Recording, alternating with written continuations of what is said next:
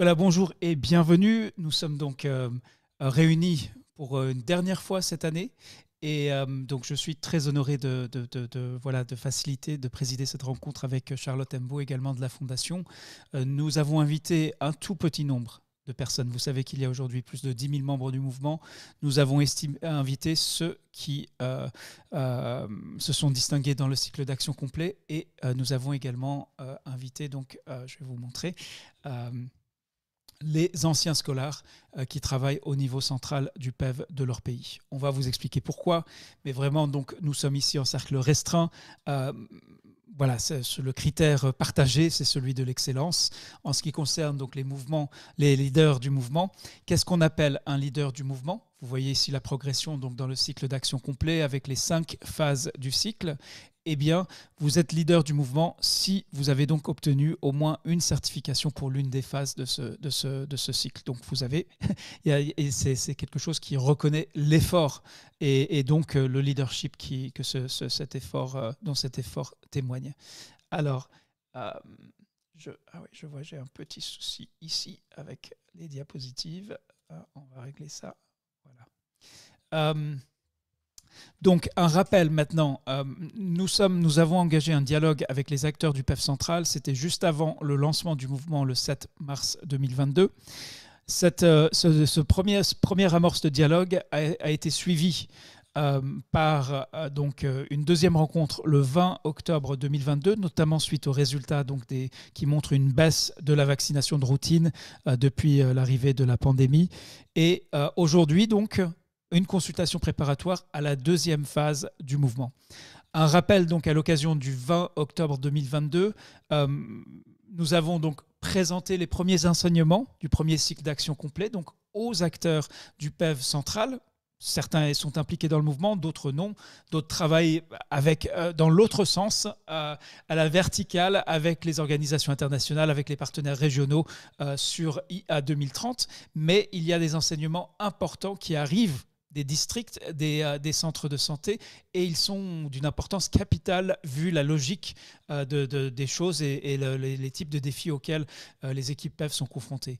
Donc, aujourd'hui, donc une suite de ce dialogue, mais par contre, un cadre un peu différent, donc, puisqu'aujourd'hui, nous réunissons des anciens scolaires, qu'ils soient ou non impliqués dans le mouvement jusqu'ici, des équipes PEV centrales, et puis des leaders du mouvement donc, qui se sont distingués par leur, par leur engagement, par leur performance aussi, et avec donc le but à l'ordre du jour, comment renforcer la coordination du mouvement,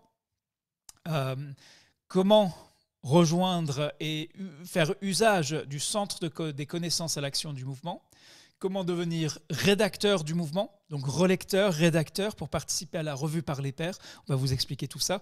Et ensuite, comment vous impliquer et bénéficier et voilà, contribuer au lancement de la prochaine phase du mouvement. Donc, l'objectif de la réunion, il est très simple. C'est donc vous consulter. Pourquoi? Parce que nous estimons que vous êtes des acteurs clés de ce mouvement, donc aussi bien le personnel PEV du niveau central, responsable de la planification, responsable de beaucoup de choses en ce qui concerne la vaccination au ministère de la Santé, et des membres du mouvement qui se sont distingués. Voilà, donc s'il y a des questions, je souhaite juste m'arrêter, peut-être marquer une pause pour vous saluer très chaleureusement, puisque nous nous connaissons.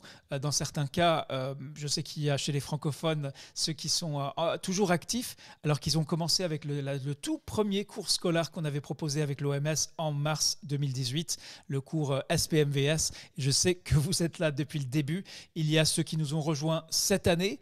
Dans tous les cas, eh bien, nous essayons de construire quelque chose qui n'a de sens qu'avec vous. Nous le faisons pour vous. Notre mission, c'est une mission d'éducation pour le changement, donc de renforcement des capacités, mais de renforcement des capacités pour l'action. Alors, voilà, n'hésitez pas donc à m'interrompre, à lever la main ou à activer votre micro si vous avez des questions jusqu'ici. Alors, je rappelle aussi qu'il y a que cette réunion, donc, qui est strictement privée, donc réservée aux personnes qui ont été invitées pour l'occasion, eh bien, à la fin de cette réunion, aux alentours de la 45e minute, on va vous inviter à rester pour ceux qui le souhaitent, pour participer à une émission qui, celle-là, sera diffusée publiquement en direct, où nous allons examiner les premiers enseignements de Teach to Reach 7. Donc, il y avait peut-être, j'espérais qu'il n'y aurait pas confusion, mais donc là, vous êtes sur la réunion strictement privée, donc consacrée donc aux personnes invitées. Voilà, donc y a-t-il des questions jusqu'ici? Vous allez voir, hein, moi je n'ai pas grand-chose à vous présenter.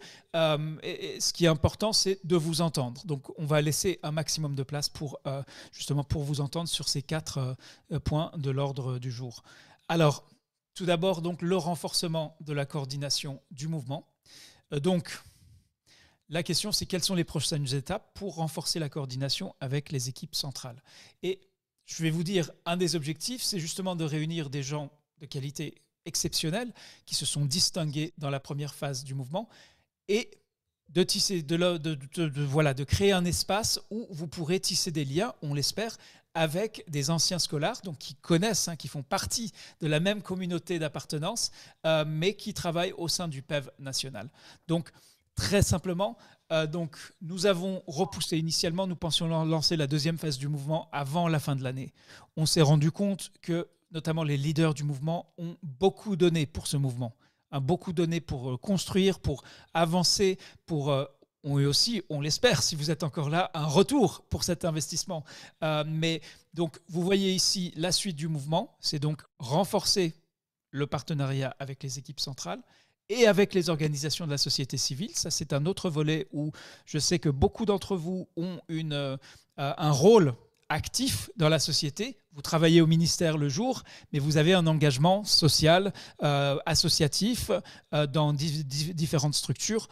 On va y revenir, mais pour l'instant, on se concentre sur l'essentiel. Donc, c'est bien sûr le ministère de la Santé et l'équipe PEV en son sein.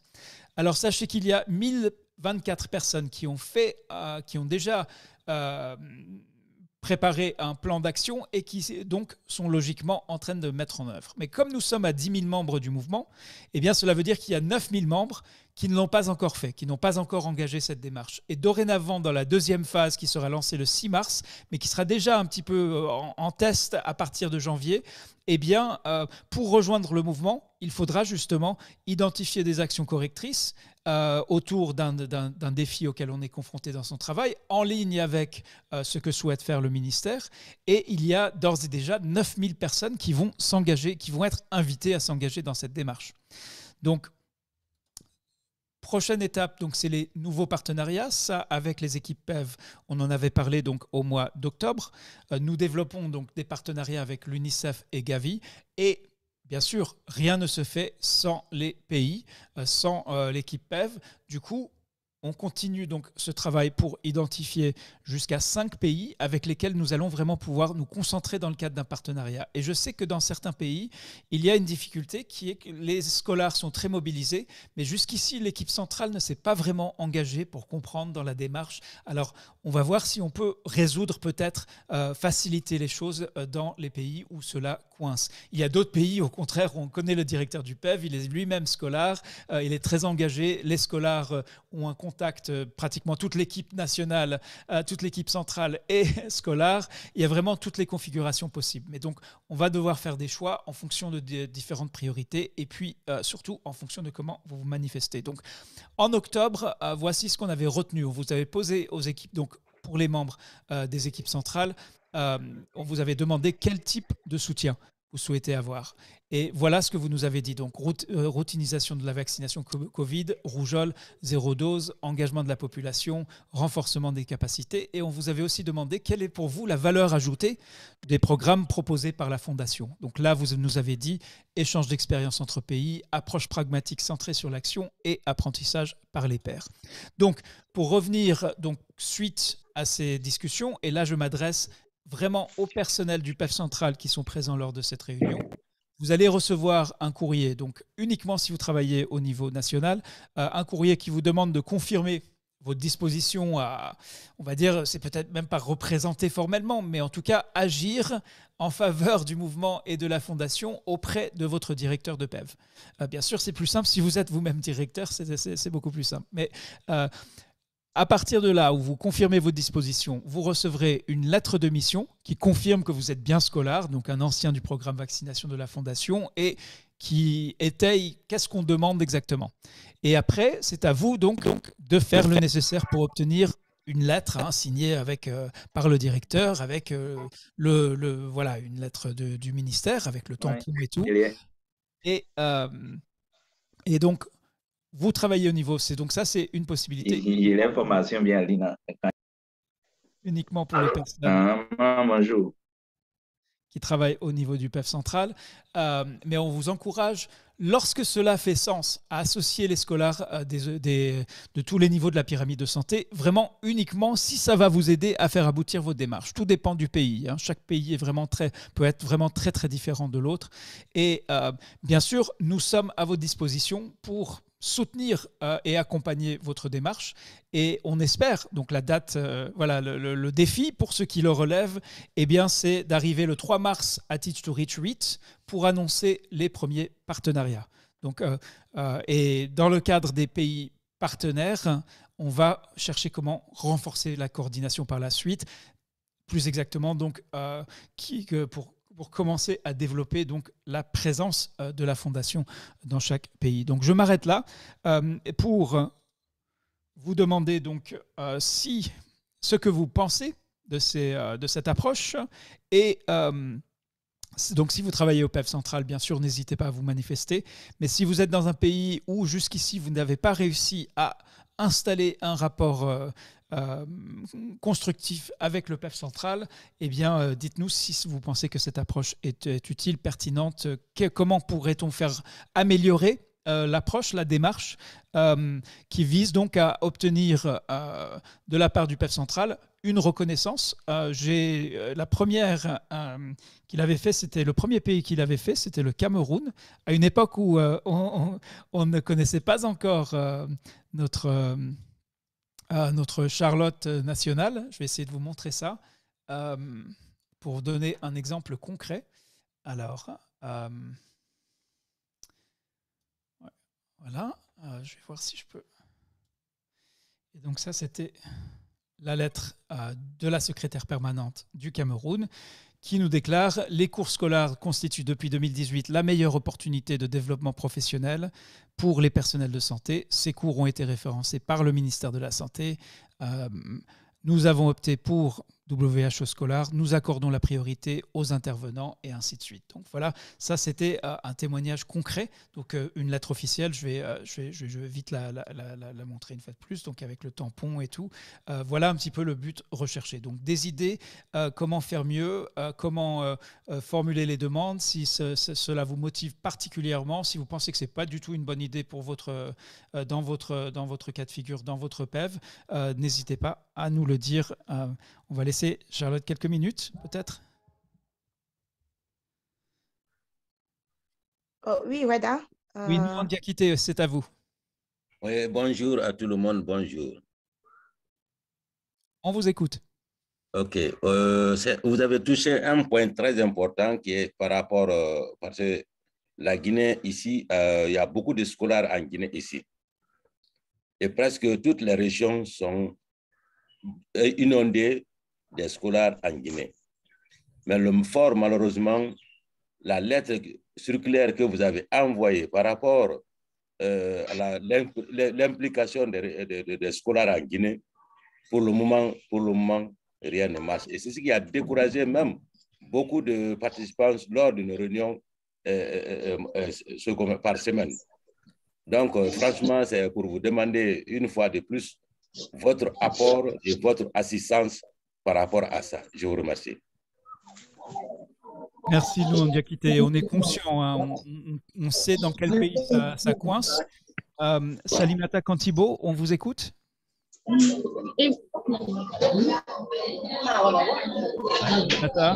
Ok, je crois ce qu'on va faire, c'est on va bloquer les micros et puis on va demander le lever de main, je crois. Donc, Anas Mamanouagé, on vous écoute. Merci Reda, bonjour à tout le monde. C'est pour rebondir à ce que les collègues qui viennent de passer à dire. Nous aussi, au Niger, notre problème c'est l'intégration des équipes nationales PEV dans les programmes scolaires. Une fois, moi-même, ma personne, au nom de Team Lead, j'avais passé et soumettre la demande pour la participation à une réunion, mais en vain. Le directeur n'a pas pu participer. Et puis, à un moment, il y avait eu un changement. Notre problème au Niger, c'est qu'il n'y a pas assez de scolaires qui travaillent au niveau du PEV national. Donc, j'exhorte la Fondation pour de nouvelles formations ou opportunités de partager avec le programme PEV national pour qu'ils puissent s'intégrer et voir l'intérêt qu'il y a dans ce programme. Et aussi, nous avons l'engagement aussi de partager avec eux pour qu'ils puissent intégrer et en ce moment avoir assez de gens pour aller convaincre ensemble le programme. Merci à vous. Voilà ce que je voulais partager. Merci Anas, c'est précisément le but de cette démarche. On va entendre Tima Diabaté et après on va passer au point suivant. N'hésitez pas à inscrire vos remarques dans le chat si vous n'avez pas pu avoir la parole. Tima Diabaté, on vous écoute. Allô, est-ce que je me fais entendre? Oui, n'oubliez pas de rappeler quel pays. Oui, Tima Diabaté, Côte d'Ivoire. J'appelle et je vais intervenir sur la même préoccupation. Il faut dire qu'en Côte d'Ivoire aussi, on a eu beaucoup de difficultés à l'Assemblée. Chaque mercredi, les scolaires pour des réunions. Bon, la préoccupation est soulevée, mais moi, j'interviens au niveau même de l'organisation, au niveau même des pays. Parce que pour moi, pour motiver la direction du PEV, il faudrait que nous-mêmes, on soit aussi et qu'on fasse des activités qui attirent le PEV. C'est pourquoi moi, j'ai souhaité qu'au niveau même des scolaires, quel système mettre en place, quelle organisation mettre en place, quelle activité mener pour que le PEV sache que de l'autre côté, ça bouge aussi. Et ça, c'est ma préoccupation première parce qu'à un certain moment, moi-même, j'avais été un peu découragé parce que les réunions ne viennent que faire ce qu'on a déjà fait et comme on appelle ça, à la grande réunion scolaire. Donc, du coup, quand tu as déjà duré dedans, tu ne trouves plus la nécessité d'aller assister à une réunion où on va revenir sur les mêmes choses. Pour moi, c'était comment créer au niveau de chaque pays des activités nouvelles ou bien faire des types d'activités qui sont peut-être différentes de celles du niveau central du PEV, qui va faire qu'ils seraient intéressés par des données que nous aussi, nous, on va produire. Et du coup, ça sera facile pour les deux groupes de se rapprocher parce que l'un aura besoin de l'autre et l'autre aussi, vice-versa. Sinon, ils ne trouveront pas la nécessité de venir vers nous. On va aller vers eux tant qu'on ne demande pas qu'on est capable de faire quelque chose et ça ne va pas porter grand fruit. Voilà, à vous, je vous remercie. Je crois qu'on a bien compris les contours du problème. Donc, sachez que nous sommes à l'œuvre pour vous épauler et pour engager justement donc, le personnel du PEV central. C'est dommage qu'on n'a pas entendu au moins un pays où ça marche bien, mais on va avancer parce que on va s'arrêter à la 45e minute ou peut-être un petit peu après, mais le but c'est après de passer donc aux premiers enseignements de Teach to Reach 7. Et justement, lorsque vous vous posez la question, quelle est la valeur de participer au mouvement pour la vaccination à l'horizon 2030 ? Eh bien, ce centre des connaissances à l'action du mouvement, vous qui êtes ici, donc qui avez été invité parce que vous êtes distingué par votre engagement dans le cadre du premier cycle d'action complet, eh bien, vous allez être les premiers à accéder aux bénéfices du centre. Donc, vous savez qu'à travers donc, cet engagement de mars à juin, du 7 mars jusqu'au 17 juin dans le cycle d'action complet, eh bien, des enseignements en sont sortis, des enseignements qui actuellement retiennent toute l'attention des acteurs internationaux, UNICEF, OMS, Gavi. Maintenant, ça c'est au niveau international. Mais qu'en est-il dans votre pays ? Donc, nous avons produit, vous le savez, à partir de votre expérience, pour essayer de synthétiser. C'est-à-dire quand on a 6158 personnes dans le mouvement qui font des choses, ça fait beaucoup d'informations. Et du coup, on a synthétisé, fait la synthèse de tout ça avec 3 rapports écoutés pour apprendre et 16 études de cas. Donc vous le savez, depuis le 21 octobre, ces ressources sont disponibles. Vous pouvez y accéder. Mais accéder aux ressources, cela ne veut pas dire les utiliser. Et c'est là où donc, ce que nous allons mettre en place début de l'année prochaine, donc au mois de janvier, aux alentours entre, je crois c'est le 16 ou le 23, eh bien, on va vous proposer de prendre donc pour le rapport qui vous intéresse. Par exemple, si vous travaillez sur les zéro doses, il y a un rapport très très intéressant sur les zéro doses. Qu'est-ce qui distingue ce rapport de tous les autres rapports? Eh bien, c'est parce que l'expertise qui fonde les enseignements du rapport sur zéro dose vient de vous, donc vient des acteurs du mouvement. Et donc, il y a bien sûr les lignes directrices de l'OMS, il y a le plan de votre équipe nationale, et après, il y a votre expérience. Et par le passé, votre expérience était limitée aux personnes, voilà, où vous pouvez partager votre expérience avec les personnes, vos collègues, éventuellement lors de Teach to Reach. Mais là, on a créé quelque chose qui est codifié, donc qui est légitime, qui est une publication scientifique avec une référence scientifique, mais qui est entièrement basée sur votre expérience et votre expertise issue de votre travail quotidien. Donc pour vous donner un exemple concret, je vais partager le lien tout de suite, vous pouvez aller voir. Donc c'est ce qui s'appelle, il y a un lien DOI qui est utilisé pour les publications scientifiques et qui restitue ce que nous avons appris ensemble à l'occasion de Teach to Reach 6 au mois de juin. Eh bien, dites-vous bien, lorsque vous allez consulter ce rapport, c'est votre expérience qui en est à l'origine, qui le rend possible. Et de nouveau, nous, avec les acteurs internationaux, eh bien, nous faisons tout ce que nous sommes en mesure de faire pour attirer leur attention sur la valeur de cette expertise. Ce que vous savez que personne à Genève, Washington, Seattle ne peut savoir sur la réalité de la vaccination et donc sur ce qu'il faut faire, comment il faut faire pour arriver à atteindre les objectifs de la vaccination. Et donc, chaque équipe PEV, mais aussi chaque membre du mouvement, pourra venir chercher un petit jeu de diapositives, par exemple sur zéro dose, quelques dias, et sera ensuite invité à les présenter. Alors vous pouvez présenter à votre équipe PEV, mais si vous êtes dans un district, vous pouvez présenter à vos collègues et dire, voilà, moi je suis membre du mouvement, nous avons fait des choses et ce que je vais vous montrer, c'est ce que nous avons appris. Ce sont les enseignements tirés de toute cette action, tout cet effort. Et vos collègues vont découvrir des choses dont ils n'avaient pas connaissance. Ils vont découvrir des choses remarquables qu'on ne peut connaître que lorsqu'on s'intéresse à l'expérience des acteurs au niveau du centre de santé, du district, de la région et aussi du niveau central. Donc voilà un petit peu le concept. Là de nouveau, je m'arrête pour demander donc les prises de parole. Je vais voir, on va baisser.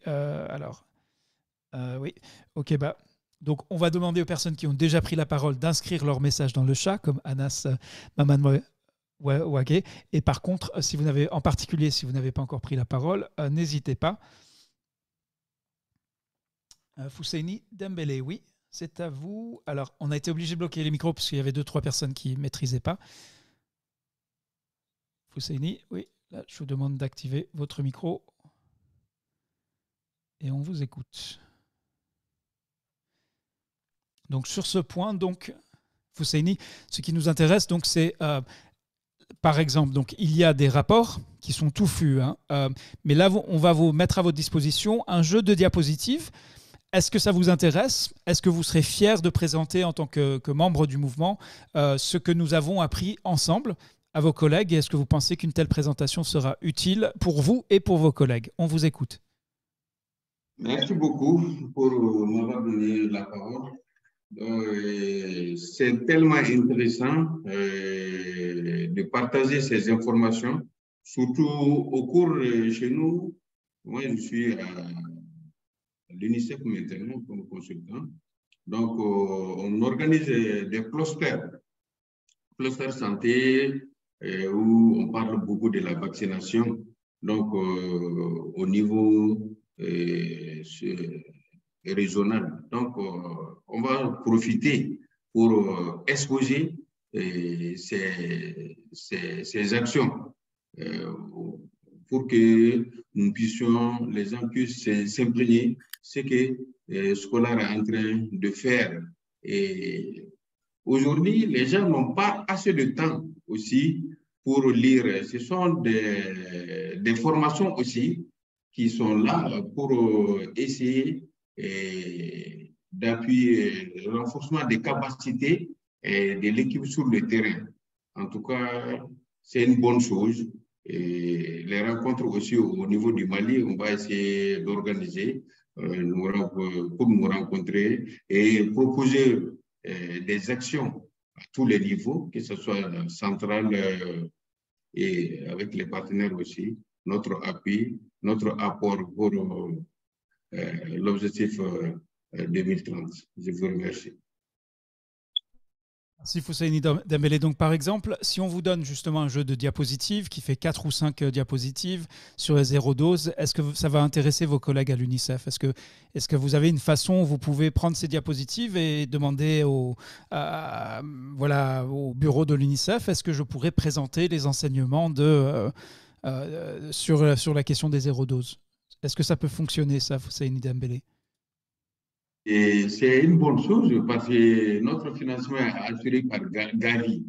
Donc, Gavi étant notre bailleur, donc il est. Et zéro dose intéresse beaucoup. Nous sommes là même pour voir ces zéro doses. Donc, si nous, au niveau des réunions, on va essayer de les présenter. Ils seront très contents. Ils seront très contents avec SBC.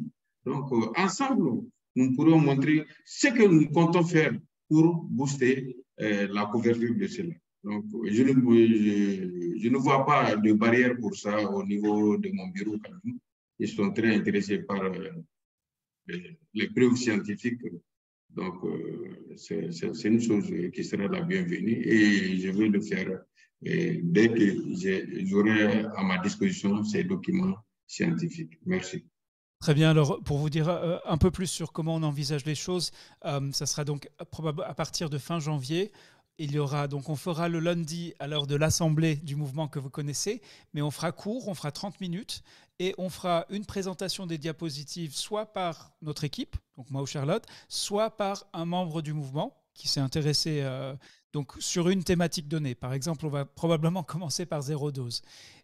Après, les personnes donc, qui assistent à cette réunion, eh bien, on leur donne accès aux diapositives et on leur demande simplement de nous dire à qui elles vont présenter, comment, et puis après, on vous demandera comment ça s'est passé une fois que vous avez fait votre présentation. Et vous demanderez ensuite à toutes les personnes à qui vous présentez de vous dire est-ce que c'est utile, est-ce que ça sert à quelque chose. Donc maintenant, si vous voulez juste prendre les diapositives et partir avec, ça parce que vous n'avez pas le temps de faire un retour et tout ça, bon, on commence avec vous, leader du mouvement, parce qu'on sait que voilà, s'il y a des membres du mouvement qui sont susceptibles d'avoir une démarche cohérente et rigoureuse, vous en faites probablement partie. Alors, on va aller voir Emma Patricia Edwidge Beugre. Ah oui, on vous écoute. Emma, là, je vous demande d'activer votre micro. Bonjour à tous. Bonjour Reda. Bonjour Charlotte, ravie de prendre la parole. J'aimerais avoir cette diapositive. Je fais partie des consultants OMS qui travaillent au niveau des districts. Ça serait intéressant de partager d'abord avec mes collègues consultants pour que chacun ait ses diapositives aussi pour partager dans les districts dans lesquels ils vont intervenir, dans les districts dans lesquels ils appuient. Donc, ça sera très intéressant que moi aussi j'ai ces diapositives pour partager d'abord avec mes collègues consultants et puis ensuite pour partager avec les points focaux PEV des districts que je vais appuyer l'an prochain. C'est tout. Formidable, oui. Et une autre précision, chère Emma, c'est que donc lorsque vous prenez les diapositives, vous allez ajouter votre nom. Donc, vous êtes, en tant que leader du mouvement, vous avez contribué à élaborer les connaissances. Tout comme au siège de l'OMS, il y a des experts internationaux qui publient des lignes directrices à partir de leur expertise internationale. Eh bien, vous, à partir de l'expertise, vous avez contribué à élaborer ceci. Donc ça, c'est une première chose. Vous pourrez rajouter le logo de votre organisation, ministère ou autre, et il y aura 2 diapositives qui seront à remplir. Alors, si vous n'avez pas le temps, vous pouvez présenter tel quel, mais sinon, vous ajoutez donc qu'est-ce que dans les diapositives, qu'est-ce qui vous semble important pour vous et l'équipe à laquelle vous présentez. Quels sont, même si c'est déjà un condensé.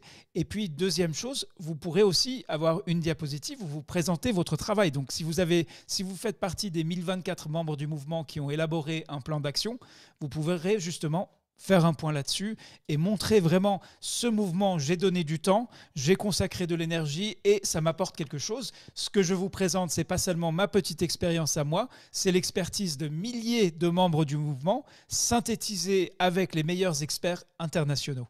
Voilà, donc je vois beaucoup de mains levées. Je vais essayer de dégager, d'aller le plus vite possible maintenant pour les autres points et passer justement aux travaux concrets. Vous savez que donc on prépare, donc déjà pour l'instant la plupart des publications sont en anglais, ils sont en cours de traduction, donc vous aurez les versions françaises au fur et à mesure. Maintenant, comme c'est votre expérience, c'est votre expertise, c'est votre travail quotidien que vous avez partagé dans le cadre de ce mouvement, eh bien il est tout à fait normal, c'est de rigueur, c'est même une obligation morale pour nous de vous inviter à devenir réviseur, contributeur, co-auteur pour toutes ces publications. Et donc, très concrètement, vous avez ici le rapport de Teach to Reach 6. Et bien, juste après cette séance, on va vous envoyer le rapport en draft, donc pas encore finalisé, de Teach to Reach 7. Et là, vous allez pouvoir ajouter vos commentaires. Qu'est-ce que vous trouvez utile? Est-ce qu'il y a des choses que vous ne comprenez pas? Est-ce qu'il y a des choses à améliorer?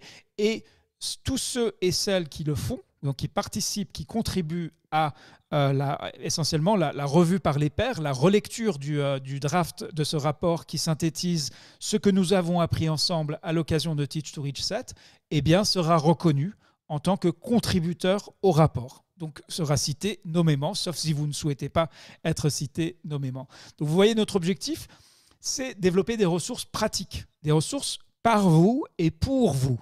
Nous avons un rôle de facilitation. C'est le rôle d'une institution dont la mission est l'éducation. Mais tout cela n'a de sens que si cela sert votre travail quotidien. Tout cela n'a de sens que si cela aide aussi votre progression, votre carrière professionnelle, la reconnaissance par votre chef, par vos collègues, que franchement, en se connectant à ce réseau international, vous avez un plus et vous êtes en mesure de faire plus, faire mieux, faire plus vite, tout cela ensemble. Alors, on veut aussi, pourquoi est-ce qu'on a besoin de votre contribution? C'est parce qu'on veut justement s'assurer que tout cela est utile et contribue vraiment. Et c'est aussi pour cela qu'on a invité donc, pour cette réunion les membres, les anciens scolaires du PEV national, donc des PEV centraux. Et donc, il y a donc, un premier rapport qui est prêt pour la revue par les pairs. Donc, vous savez, dans les publications scientifiques, la revue par les pairs, c'est considéré un élément clé. S'il n'y a pas eu une revue par les pairs rigoureuse, eh bien, on ne peut pas prétendre qu'une publication a une crédibilité scientifique, ou en tout cas, sa crédibilité scientifique est limitée. Et nous tenons à associer les deux, à savoir la crédibilité scientifique et la crédibilité du terrain. Trop souvent, on a l'un sans l'autre, ou l'autre sans l'un. Et là, on veut réunir les deux. Alors, on ne demande pas à tout le monde de participer à la revue par les pairs. Tout le monde n'est pas disponible, tout le monde ne sait pas, n'a pas forcément l'expérience, mais à partir du moment où vous êtes en mesure de lire et de faire des commentaires en ligne, depuis votre ordinateur de bureau probablement, vous pouvez participer. Nous ne cloisonnons pas l'entrée. Toute personne peut apporter sa contribution et sera reconnue pour cette contribution. Donc vous voyez ici un petit peu du contenu sur le réseautage, sur la plénière du rapport Teach to Reach 7. Et donc, on va vous demander, ceux qui le souhaitent.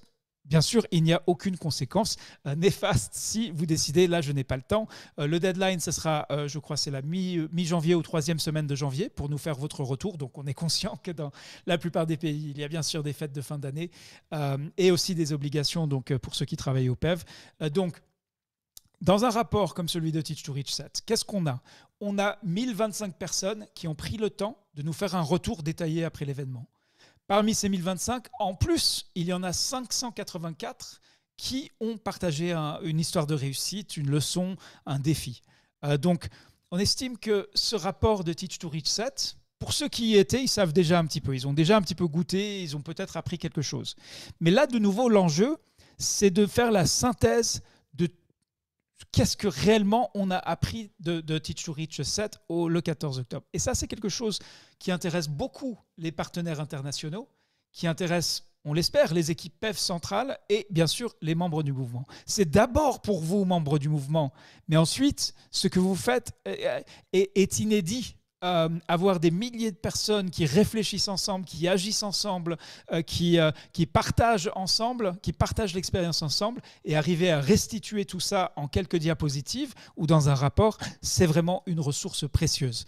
Et donc, on a ensuite plusieurs canaux. Il y a la double boucle, c'est le bulletin d'information donc de notre équipe de recherche. Si vous n'avez pas encore consulté la double boucle, ne tardez pas. Il y a des choses, chaque fois, c'est très court, hein, c'est 1 ou 2 pages, mais il y a toujours des choses très, très intéressantes par rapport à la vaccination Covid, par rapport à toutes les questions, par rapport à la vaccination de routine, par rapport à toutes les questions un peu brûlantes. Donc, c'est une fréquence mensuelle. Il y a les diapositives de Teach to Reach. Donc, après cette réunion privée, on va passer donc à une diffusion publique avec ce qu'on appelle idées en direct. Et là, on va partager donc les premiers enseignements et on vous invite à rester pour nous dire de vive voix ce que vous avez appris lors de Teach to Reach 7. Donc, il y a le rapport IA 2030 que j'ai déjà donné, dont j'ai déjà donné le lien si vous ne l'avez pas encore vu, donc qui est en français. Tout le reste est en cours de traduction et après, il y a des analyses thématiques. Et c'est là où je marque une pause pour vous dire la chose suivante. Ceux qui ont fait preuve de leur engagement, qui ont participé aux activités, qui répondent présents, qui contribuent, eh bien, il est logique que vous serez forcément les premiers à recevoir les invitations, à recevoir les bénéfices. Je peux vous dire qu'on prépare un certain nombre de choses pendant 2023. Vous allez vous dire, ça valait la peine de m'engager de cette façon-là. En tout cas, c'est ce que nous espérons. Et ensuite, pour revenir à cette question de la revue par les pairs, donc, avant la publication, il n'y aura que les personnes qui sont leaders du mouvement ou membres des équipes PEV centrales qui auront accès à la revue par les pairs et aux pré-publications, on va dire. Après, une fois qu'on aura finalisé la première version d'un document, il y aura le centre de la connaissance à l'action. Donc, c'est là où on prépare les diapositives et ce qui vous permet de partager avec vos collègues, vraiment de faciliter le partage.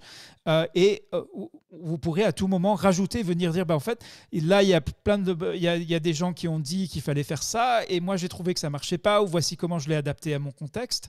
Et ça, vous le faites quand vous voulez, quand vous en voyez l'utilité. Donc, peut-être, vous dites, ça, moi, je ne vois pas à quoi ça peut me servir. Mais pour ceux qui trouvent que ça sert, eh bien, ce sera ouvert 24 heures sur 24. Ce centre sera ouvert 24 heures sur 24, 7 jours sur 7. Donc, très concrètement, c'est donc les étapes. Donc, on va vous demander le mail qui va suivre cette réunion. Alors, ça sera soit aujourd'hui, soit lundi. On va vous demander de confirmer votre intérêt. Vous souhaitez participer à la revue par les pairs de ce rapport Teach to Reach 7. Et là, vous recevez la clé d'accès aux documents pré-publication. Et là, vous pouvez y aller, vous pouvez ajouter vos commentaires et mettre en évidence des points particuliers. En gros, souvenez-vous des objectifs. C'est vraiment... Lorsque vous faites la revue par les pairs, vous l'avez fait dans le cadre du programme scolaire, mais là, lorsque vous faites la revue par les pairs, dites-vous bien, est-ce que quelqu'un comme moi, ou est-ce que moi, il y a quelque chose à faire pour améliorer le document pour qu'il me serve, pour qu'il soit plus utile, plus pertinent pour moi, et aussi justement peut-être pour démontrer aux collègues qui travaillent au PEV central de l'importance de ce travail qui est fait par des acteurs de tous les niveaux de la pyramide de santé. Je vais terminer avec le dernier point. Et après, il nous restera quelques minutes, malheureusement que quelques minutes pour la discussion, donc c'est le lancement de la prochaine phase du mouvement. Donc, on va passer, vous avez connu le cycle d'action complet, donc qui était une séquence avec 5 grandes étapes. Des gens ont pu nous rejoindre lors de chaque étape. Et on passe du cycle d'action complet au cycle d'action continu. Donc, ce que cela veut dire, c'est qu'il y aura une activité par mois. On va vous proposer, et cette activité, on va la définir avec vous. Alors, cela peut être une revue par les pairs, cela peut être le moteur d'idées. On va voir en fonction des besoins. Et ensuite, les membres du mouvement, enfin les gens qui ne sont pas encore membres du mouvement, pour rejoindre le mouvement, que devront-ils faire?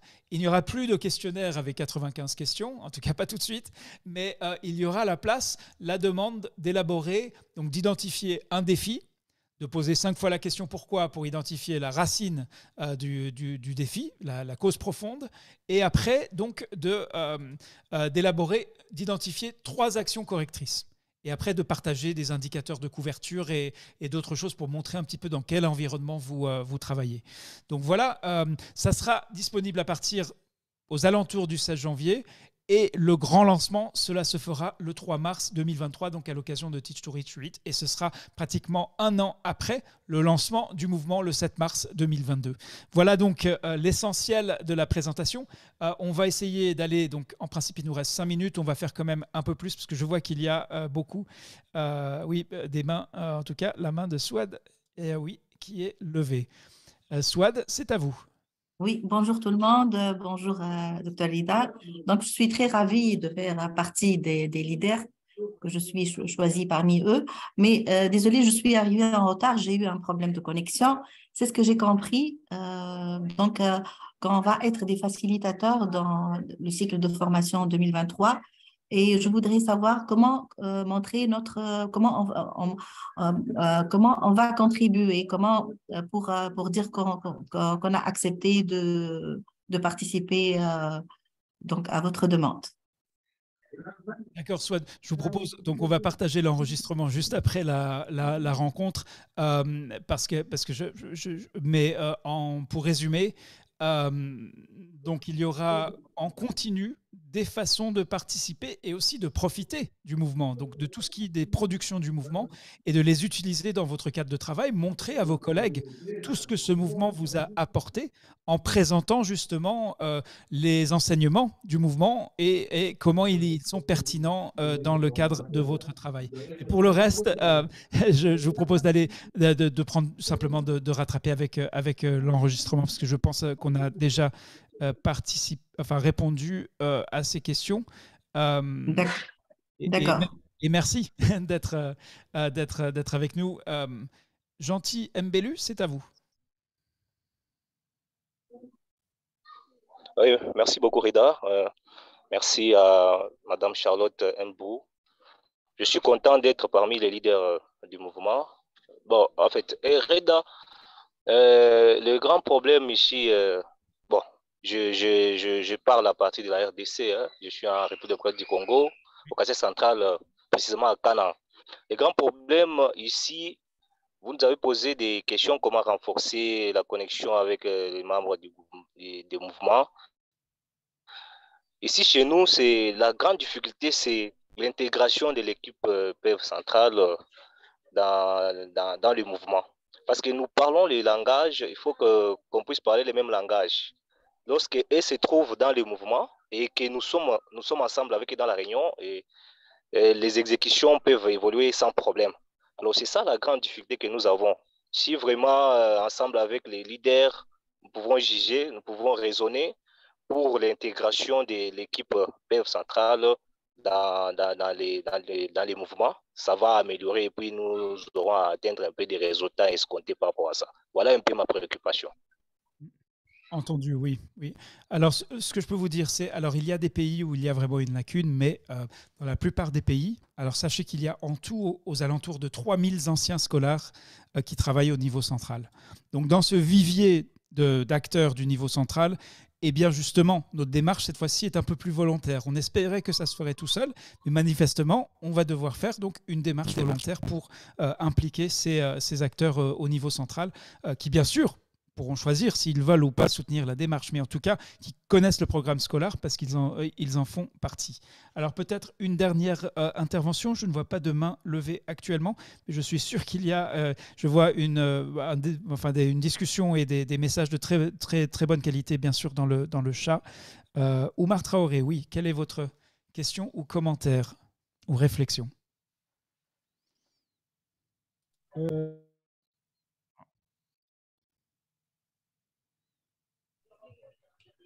Bonjour tout le monde, c'est Dr Oumar Traoré de la DCS de Kaloum Guinée-Conakry.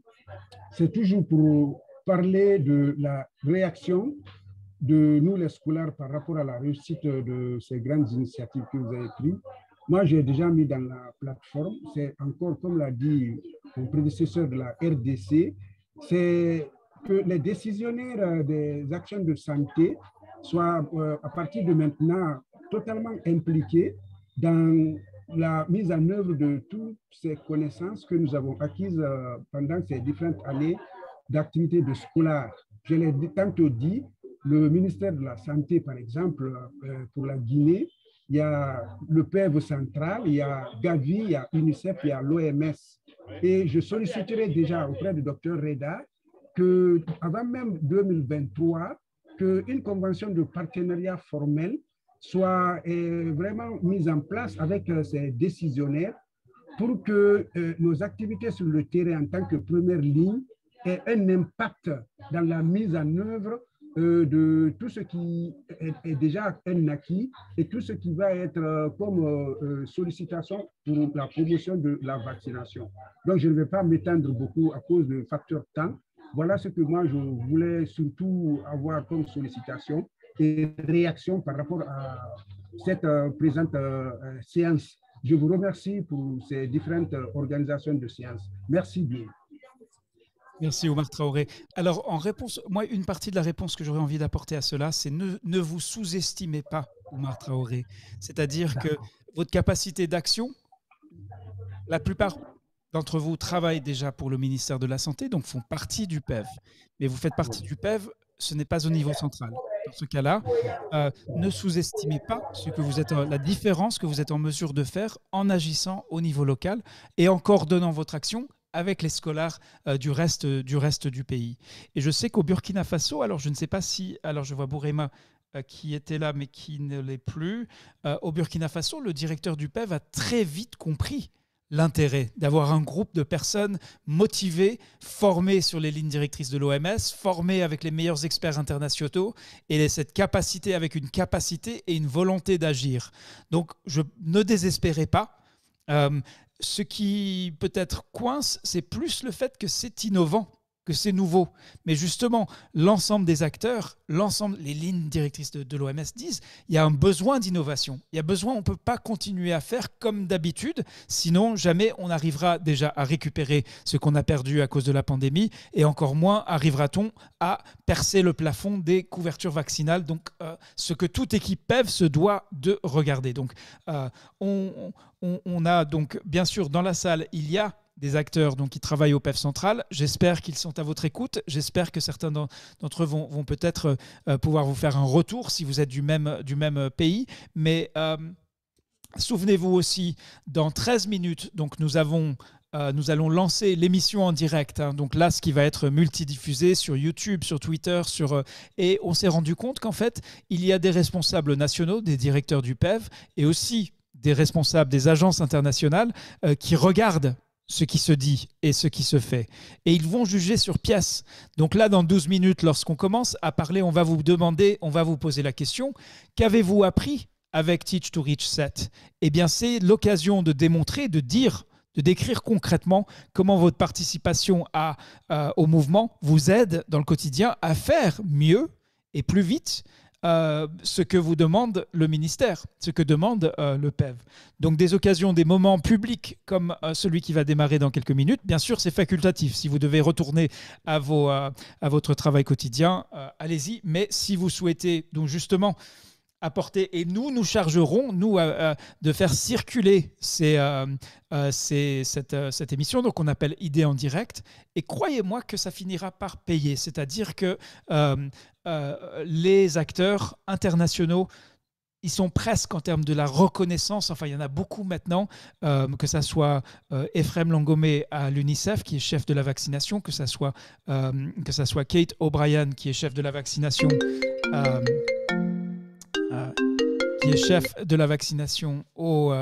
à l'OMS, au siège de l'OMS, eh bien croyez-moi qu'ils savent et ils regardent avec attention ce que vous faites. Donc donc ne désespérez pas. Alors il nous reste, on va peut-être entendre une dernière personne, Bangali Camara ou Zaka. Alors allons-y, on va voir qui arrive et ça sera la dernière intervention. Bien sûr, vous continuez à inscrire vos messages dans le chat, on partagera le chat aussi. Bangali Camara, c'est à vous. Oui, merci Reda pour la parole. Bonjour à tout le monde. Et je pense, et nous les scolaires, ce que nous devrions savoir, c'est d'agir. Chaque scolaire doit agir au niveau là où il se trouve, selon la pyramide sanitaire. Il ne faut pas qu'on se laisse parce que les décideurs ne veulent pas entendre.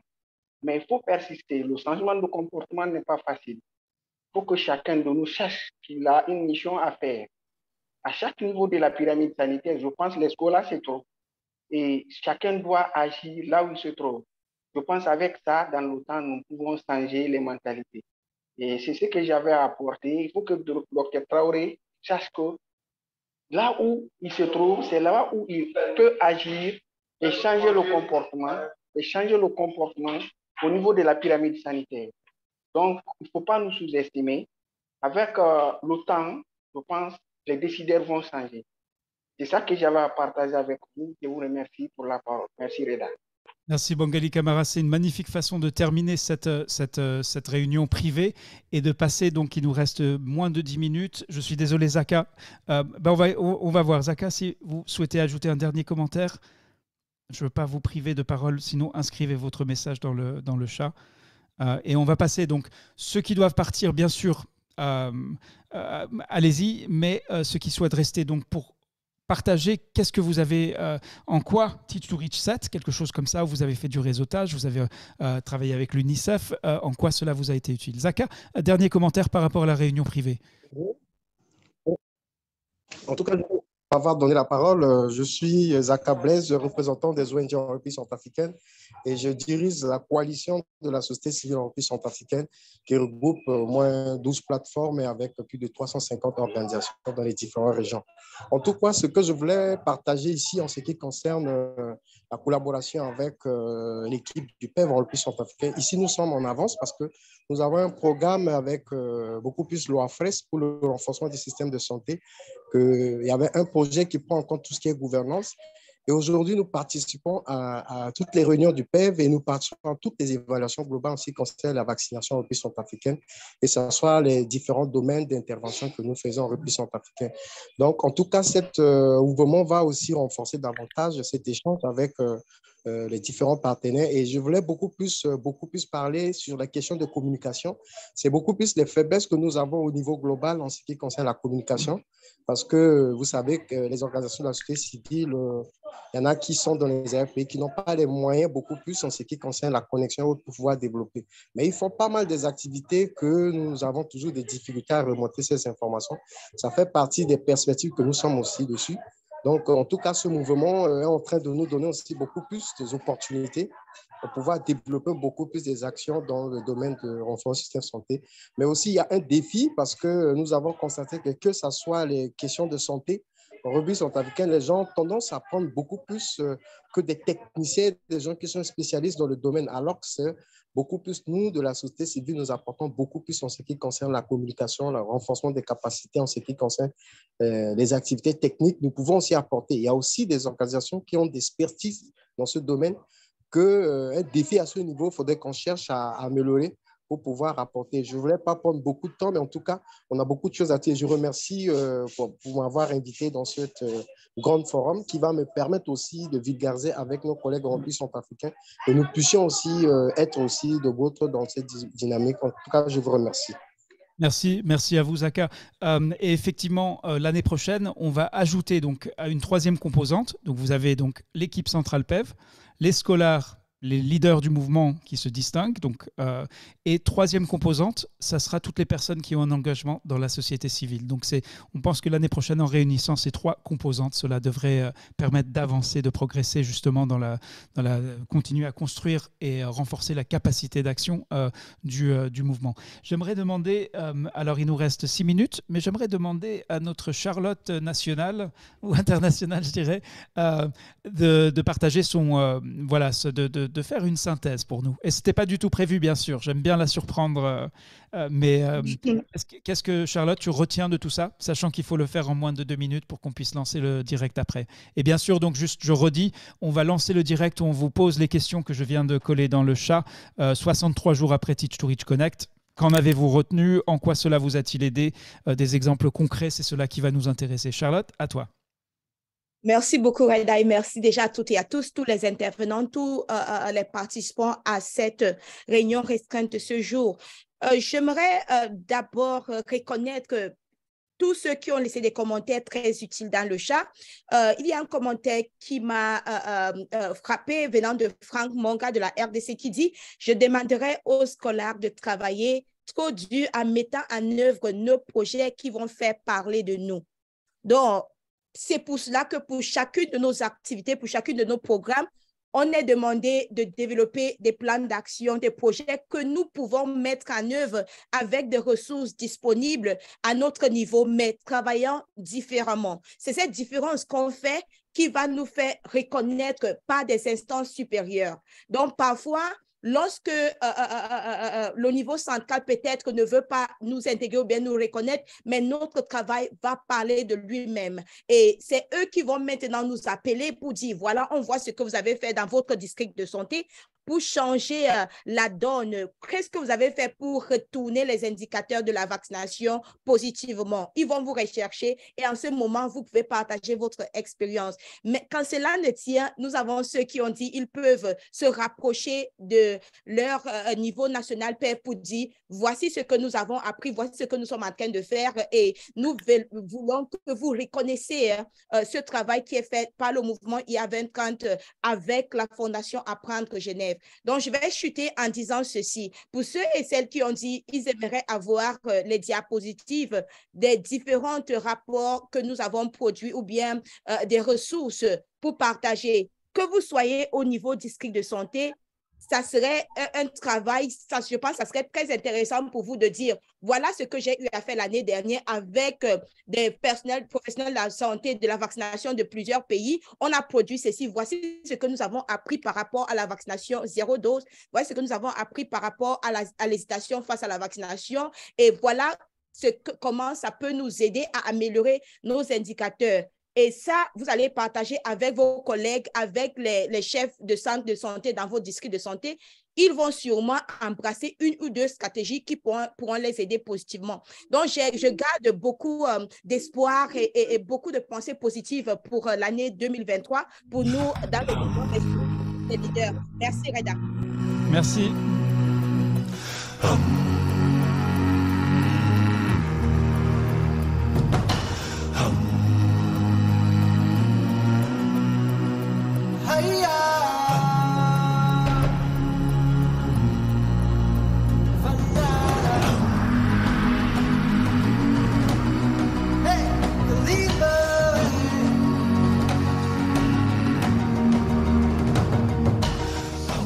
Voilà, bonjour à toutes et à tous. Nous nous apprêtons à lancer dans 2 minutes et 15 secondes donc ce qu'on appelle Idées en direct. Et nous allons aujourd'hui partager les premiers enseignements de Teach to Reach 7, un grand événement de réseautage qui a réuni plus de 14 000 professionnels de la santé de 98 pays.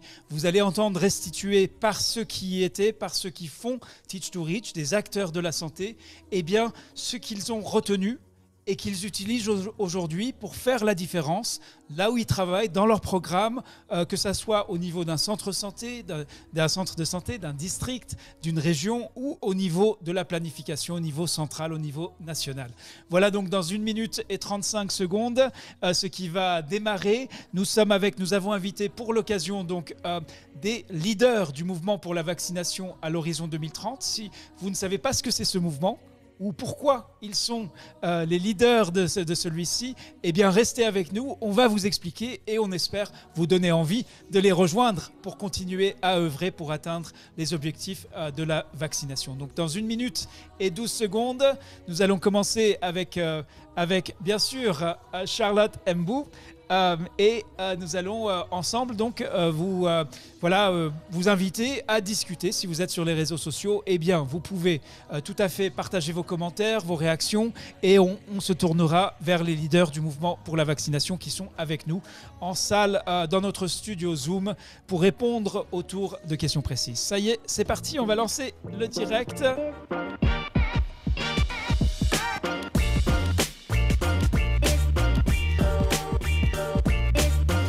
Voilà, 35 secondes, 30, on va parler des premiers enseignements Mais on ne va pas faire que parler, on va parler des actions menées sur le terrain. For Husseini Magaji, English language is in 2 hours. Voilà donc 15 secondes. Les anglophones déjà qui demandent où est la version anglaise des idées en direct. Voilà ce que nous vous proposons aujourd'hui le 16 décembre 2022. À tout de suite. C'est parti. Et préparez-vous pour ceux qui sont avec nous en studio. On va vous demander donc ce que vous avez retenu de Teach to Reach 7. Mais d'abord, qu'est-ce que c'est Teach to Reach? Eh bien, c'est un événement de réseautage. Vous rejoignez l'événement tous les 3 à 4 mois et vous appuyez sur un bouton et vous vous retrouvez à parler avec d'autres acteurs de la santé qui peuvent être du monde entier.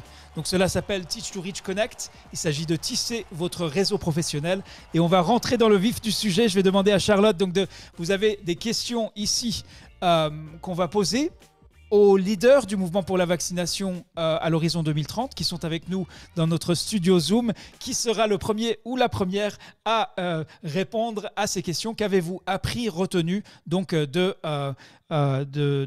tout cela, de votre participation? Je propose de commencer et d'honorer ainsi Bourema Kaboré, un leader qui s'est distingué, pas seulement avec bien avant le lancement du mouvement pour la vaccination. Bourema, j'espère que votre connexion est avec vous et qu'on va pouvoir vous entendre. Vous avez devant vous donc des questions. Voilà. Et sinon, eh bien, je vais me tourner vers Brigitte Megang qui est avec nous donc, dans notre studio Zoom. On commence bien sûr sur un mode participatif. Tima Diabaté, l'invitation vous est lancée. On va voir qui sera le plus rapide au déclencheur pour répondre à l'invitation. Voilà. Allô. On va commencer par Brigitte Megang. Brigitte? En fait, c'est une situation. Je crois qu'on a perdu Brigitte.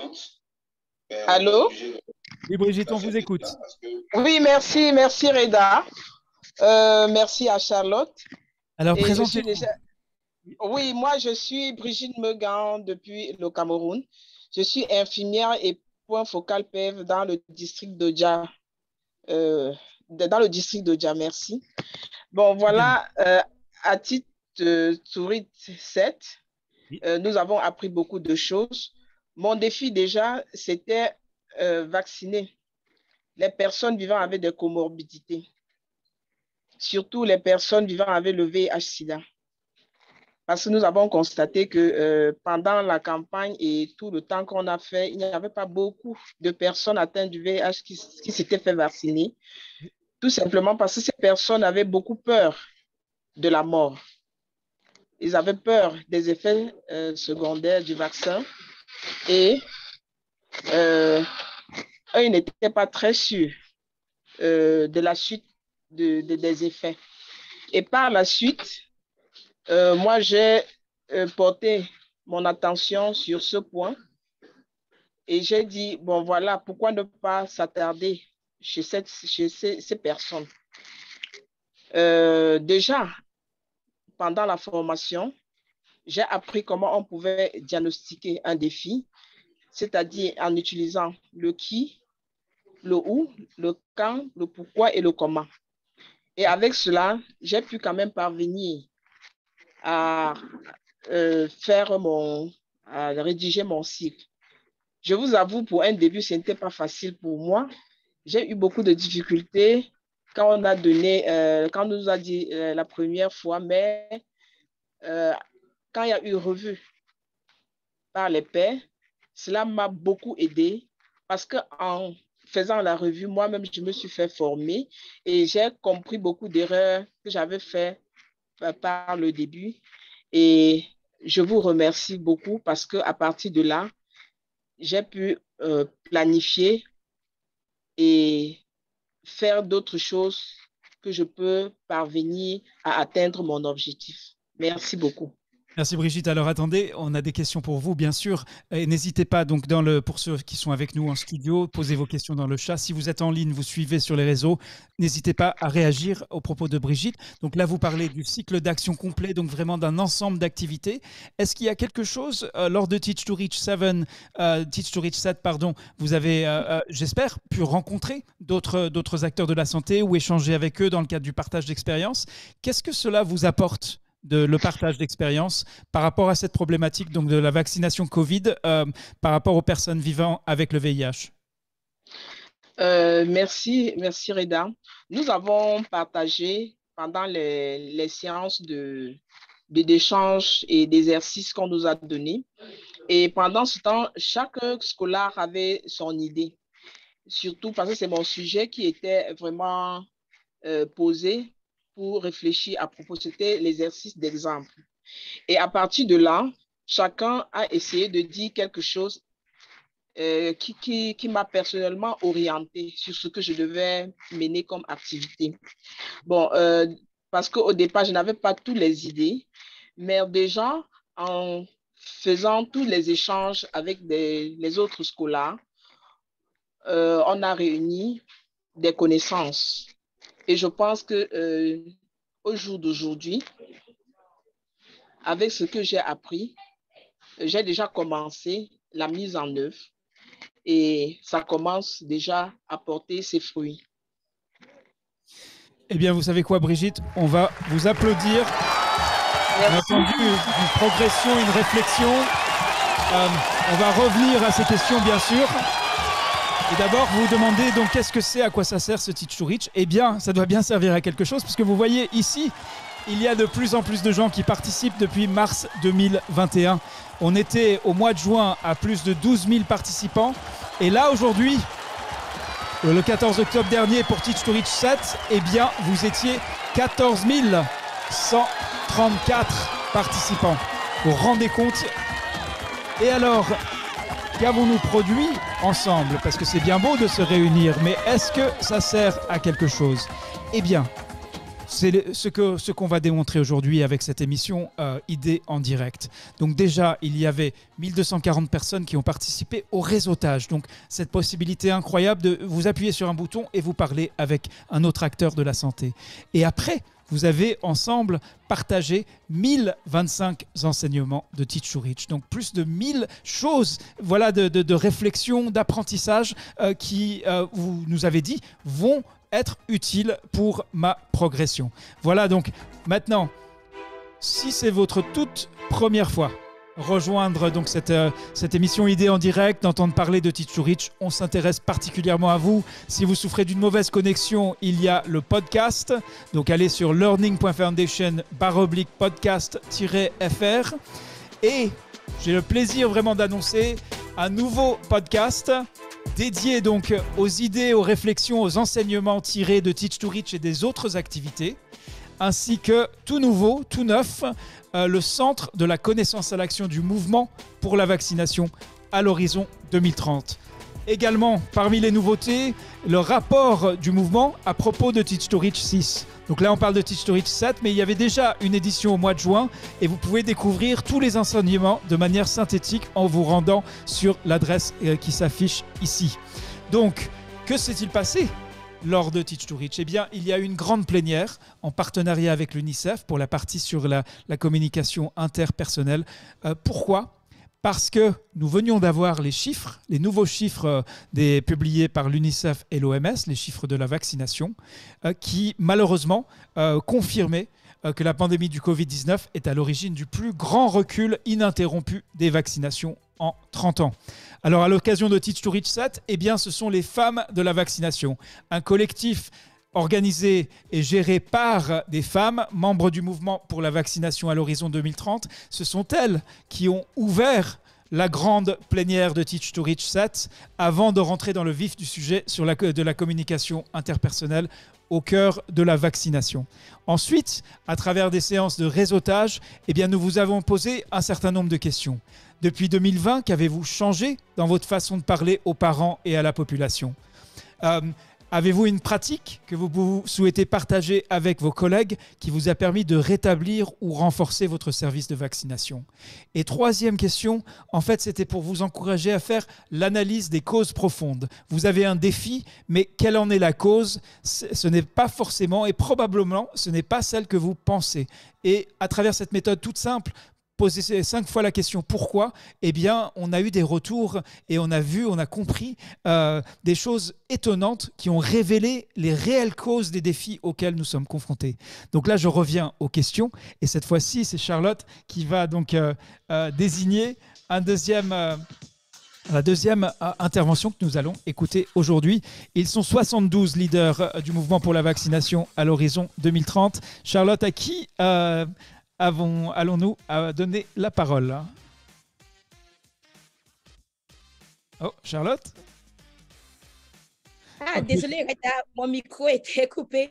Je ne sais pas si le docteur Kofi Justin est à mesure de prendre la parole. Docteur Kofi Justin, je l'invite à activer le micro. J'espère que la connexion Internet est de votre côté.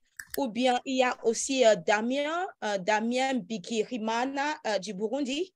Si vous pouvez répondre et partager avec nous ce que vous avez appris de Teach to Reach Connect 7. Et si vous souhaitez prendre la parole, bien sûr, vous levez la main, mais nous sommes avec vous, suite à une réunion qui vient de se terminer. N'hésitez pas, hein, vous voyez les questions à l'écran et dans le chat. Je vais aussi appeler Issa Tassembedo. Okay. Il y a le docteur Kofi Justin qui a le micro ouvert. Alors, cher docteur Kofi, n'oubliez pas de vous présenter d'abord. Oui. Bonjour, chers tous, chers toutes. Je suis docteur Kofi Justin. Je suis médecin. Je suis au district sanitaire d'ici dans la région du Haut-Sassandra en Côte d'Ivoire. Je suis là aujourd'hui parce que j'ai reçu l'invitation de participer à cette réunion. Voilà. D'accord. Vous m'entendez? Oui, choisissez quel défi vous tient à cœur. Parce qu'on va parler, bien sûr, on va vous demander ce que vous avez retiré. En quoi participer à Teach to Reach 7 vous a servi? Alors, dites-nous quel est le défi qui vous tient à cœur déjà? Voilà. Le défi, bon, comme tout, mon premier défi, c'était pour amener la nouvelle cible des enfants de 12 à 17 ans à pouvoir adhérer à la vaccination et améliorer la couverture vaccinale.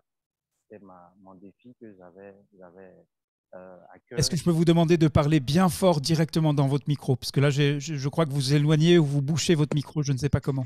Ah d'accord, excusez. Je disais que mon défi, c'est la cible de vaccination donc, des 12-17 ans pour la vaccination Covid. Ans, oui, voilà. Alors, qu'est-ce que vous avez appris de Teach to Reach Connect 7 qui vous a peut-être aidé avec cet objectif? D'accord. Je me souviens quand j'avais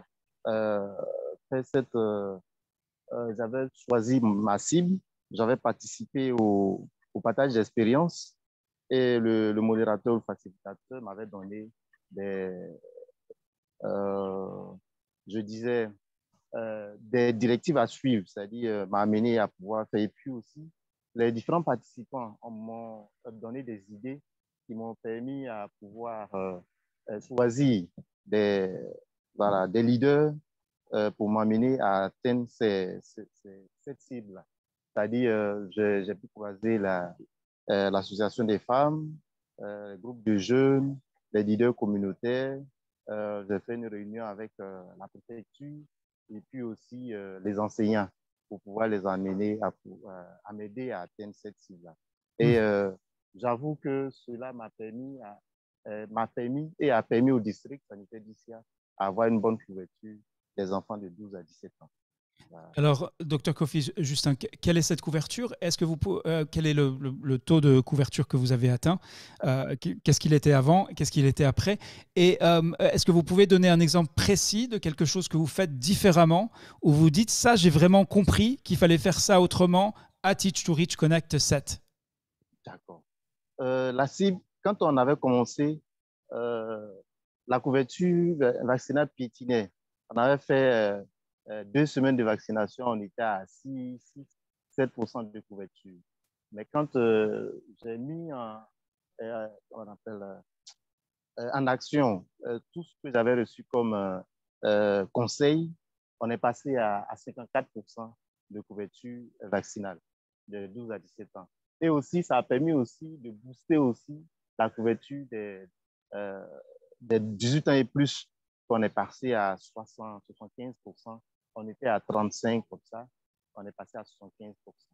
Voilà. Ce qui que j'ai fait, bon, je me dis peut-être que j'ai fait de différent, c'est que on a donné la parole aux élèves d'aller eux-mêmes et à dire donner de bons conseils aux autres élèves à pouvoir adhérer à la vaccination.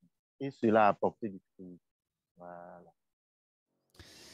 Très bien, merci Justin Kofi pour cette contribution. Donc la séance aujourd'hui s'appelle Idées en direct et vous allez avoir un tout petit aperçu de ce que nous avons appris ensemble à l'occasion de Teach to Reach Connect numéro 7. C'était le 14 octobre dernier et je vais vous dire, il y a plus de 500 diapositives qui ont été préparées par notre unité de recherche et d'analyse pour synthétiser ces enseignements. Donc ce que vous allez entendre aujourd'hui, c'est vraiment le petit bout de l'iceberg et il y a tant d'autres choses qui seront synthétisées et les membres du mouvement pour la vaccination à l'horizon 2030 eh bien, sont ceux et celles qui sont les premiers à découvrir quels sont ces enseignements parce qu'ils ont aidé à les élaborer et ils seront également les premiers vers qui vous pouvez vous tourner pour accéder à ces nouveaux enseignements, aux meilleures pratiques qui ont été partagées à l'occasion de Teach to Reach. Il y a d'ailleurs un rapport, celui-ci déjà disponible à propos de Teach to Reach 6. Charlotte a probablement déjà partagé le lien pour les leaders du mouvement qui sont avec nous dans notre studio Zoom. Mais si vous souhaitez y accéder, eh bien, inscrivez-vous pour Teach to Reach 8 qui aura lieu le 3 mars 2022.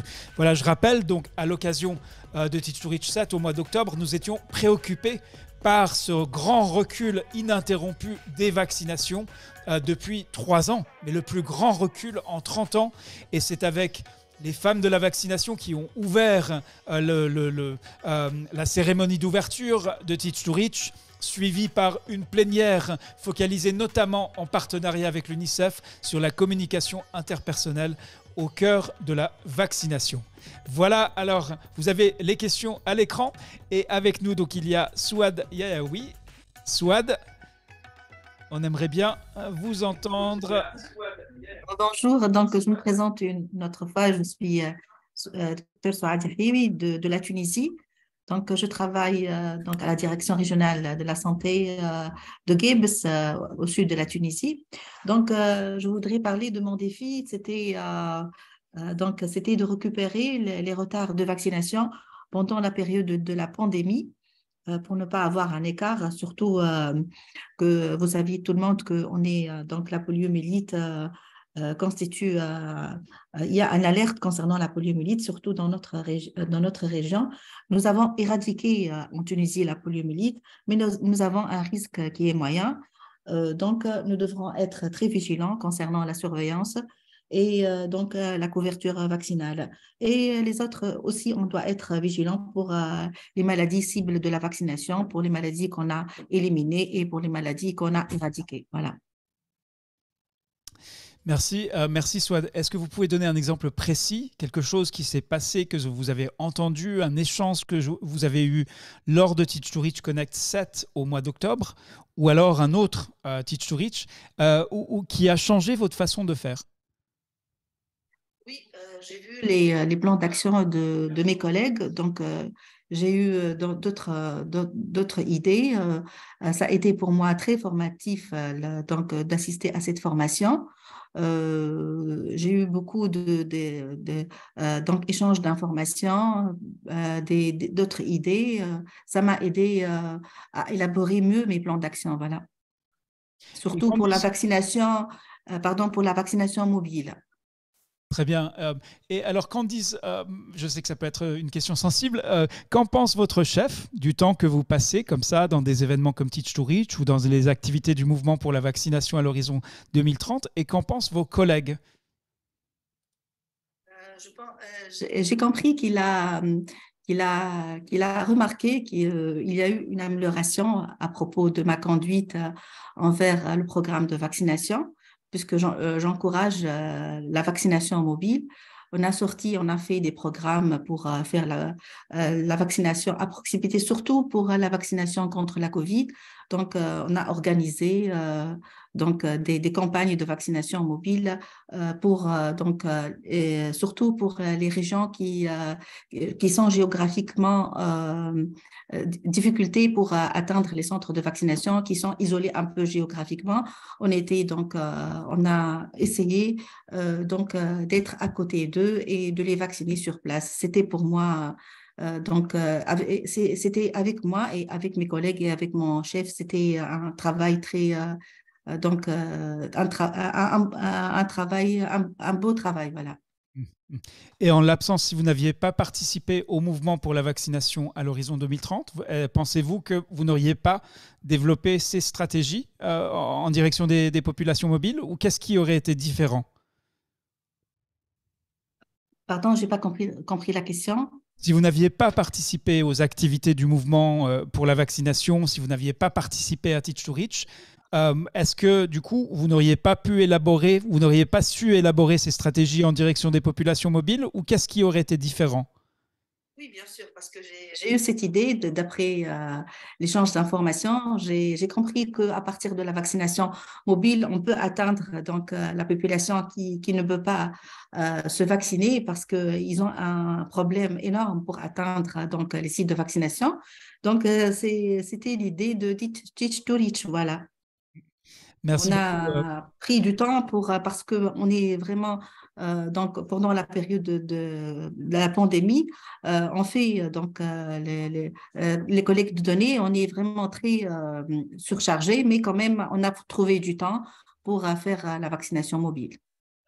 Merci Souad. Alors, le moment est venu de se tourner vers le docteur François Gass, qui a accompagné les membres du mouvement du 7 mars jusqu'au 17 juin et qui en connaissait déjà, qui a déjà accompagné les scolaires, comme on les appelle, auparavant. J'espère que François va être en mesure de nous dire, de partager ses réflexions. Donc, il est ce qu'on appelle un guide on the side, un guide accompagnateur, on va dire, pour les membres du mouvement. François, ok, donc là, il ne répond pas pour l'instant, il doit être... ok, oui. François, est-ce que tu... Merci Reda et merci à vous tous.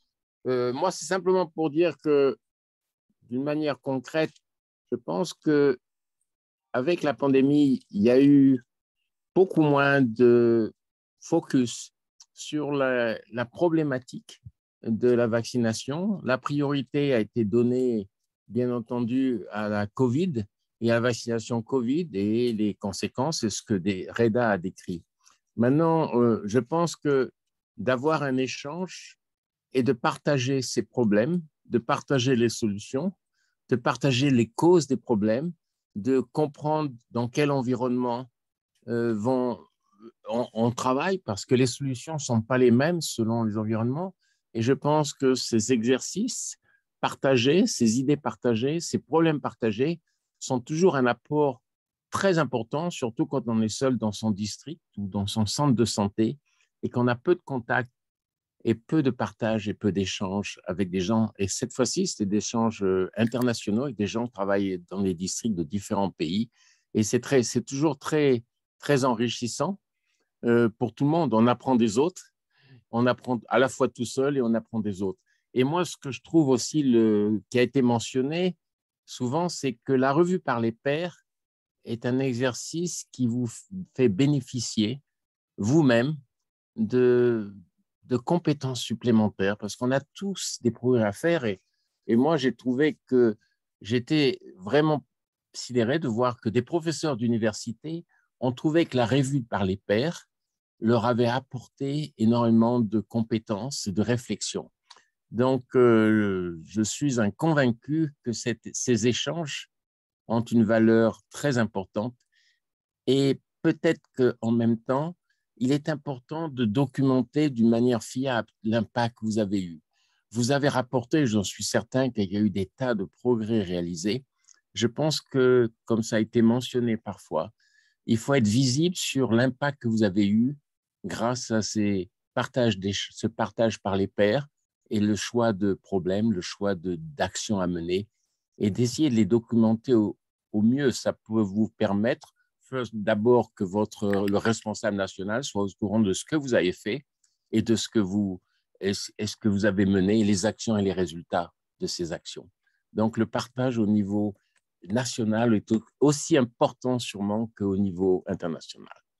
Merci à toi, Reda. Merci beaucoup François. Donc là, on parle de Teach to Reach 7 aujourd'hui dans cette émission Idées en direct pour partager, pour faire un peu le point sur les premiers enseignements de Teach to Reach 7.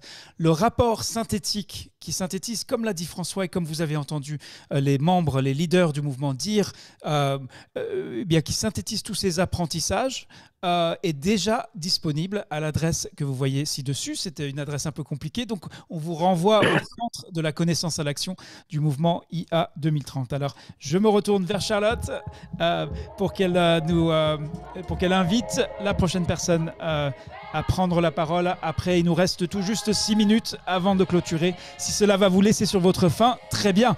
Le prochain rendez-vous Teach to Reach, c'est le 3 mars 2023, mais vous pouvez d'ores et déjà vous inscrire. Charlotte, à qui? Reda, nous avons Arthur Messampito du Burkina Faso qui a déjà son micro ouvert pour nous dire ce qu'il a tiré de partage d'expérience et du réseautage de Teach to Reach Connect 7. Arthur, c'est à vous et présentez-vous d'abord. Merci Charlotte, merci à Reda, merci aussi à François Gas que je viens d'écouter avec plaisir et merci à tous les scolaires et participants de Teach to Reach 7. Je suis Arthur Fidelis Mechampito Bamlatol. Je suis consultant en communication au bureau OMS de Ouagadougou, ici au Burkina Faso.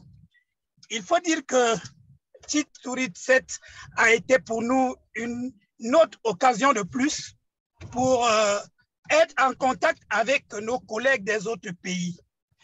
Nous avons pu échanger avec eux. Aujourd'hui, moi, personnellement, grâce à Teach to Reach, j'ai développé un réseau de professionnels de la santé et de la vaccination, ce qui fait qu'en dehors même des activités de Teach to Reach ou des activités du mouvement pour la vaccination à l'horizon 2030, ou même des activités scolaires, nous entretenons avec ces collègues des relations professionnelles qui font que nous puissions continuer à échanger sur les questions de vaccination, sur les problèmes que nous avons chacun de nous pour que nous puissions trouver des solutions ensemble.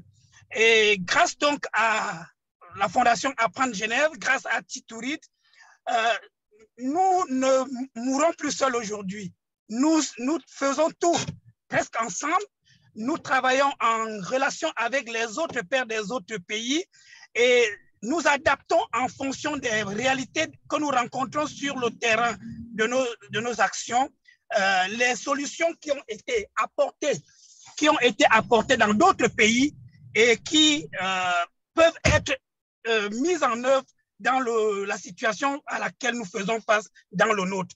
Donc, vraiment, je voudrais dire, Charlotte, Reda, merci beaucoup à cette initiative de Teach to Reach. C'est une initiative très louable parce qu'aujourd'hui, nous ne travaillons plus seuls. Le Teach to Reach nous permet de travailler en équipe, même si nous ne sommes pas dans un même pays. Voilà ce que j'avais à dire. Merci Arthur Fidelis pour ce beau témoignage. Eh bien, je suis sûr que si nous étions ensemble dans un studio, dans une salle physique, il y aurait au moins autant, voire plus d'applaudissements que ce que vous entendez ici. C'est une vraie force. Ce que je montrais à l'écran un petit peu plus tôt, c'est ce qu'on appelle l'analyse du réseau social qui montre les liens entre vous que vous avez tissé grâce à Teach to Reach, grâce à votre participation, votre engagement dans les activités de la Fondation. Je rappelle 14 134 professionnels de la santé qui étaient inscrits pour cette rencontre le 14 octobre. Vous voyez une participation croissante, c'est très rare dans les événements qui se déroulent en ligne. On voit en général une baisse et là, cela ne cesse de croître. Vous voyez, au mois de juin, on avait déjà crevé le plafond des 12 000 participants. Alors, on va peut-être, j'espère, entendre une dernière intervention de Brice Alain d'Akamne Encheta qui a demandé la parole. Vous êtes nombreux dans le studio, dans notre studio Zoom. Nous avons invité uniquement des leaders du mouvement pour la vaccination à l'horizon 2030. Brice, quel est votre propos en réponse aux questions qui s'affichent à l'écran? N'oubliez pas de vous présenter, bien sûr. Oui, merci Reda. Bonjour Charlotte, bonjour à tous les participants à cette réunion. C'est un privilège pour moi d'être choisi parmi les leaders de la vaccination. Je dirais que Teach to Reach a été vraiment magique parce qu'au cours de Teach to Reach 7, peut-être on ne le dit pas assez, c'est vraiment une plateforme étendue qui permet de résoudre beaucoup de problèmes que nous avons souvent au niveau local, parce que les solutions que nous avons au-delà des frontières, ce sont les solutions que nous n'avons pas la chance de les avoir parfois dans nos équipes au niveau local, comme je l'ai dit tantôt, parce qu'il est plus facile de trouver la solution auprès de quelqu'un qui se trouve au-delà des frontières, parce que quand il vous donne la solution à votre problème, il n'a pas peur, parce qu'au niveau local, on a souvent le conflit d'intérêts. Quand vous demandez parfois à un collègue de vous dire comment il a fait pour avoir ces résultats, il a peut-être peur de sa position qui est menacée par vous, quoi que ce soit. Or, en allant au-delà des frontières, quelqu'un qui se trouve au Congo, hors du pays, qui n'est pas dans mon pays, par exemple, ne trouve pas de risque à te donner, tout au contraire, il trouve ça comme un accompagnement à te donner la solution.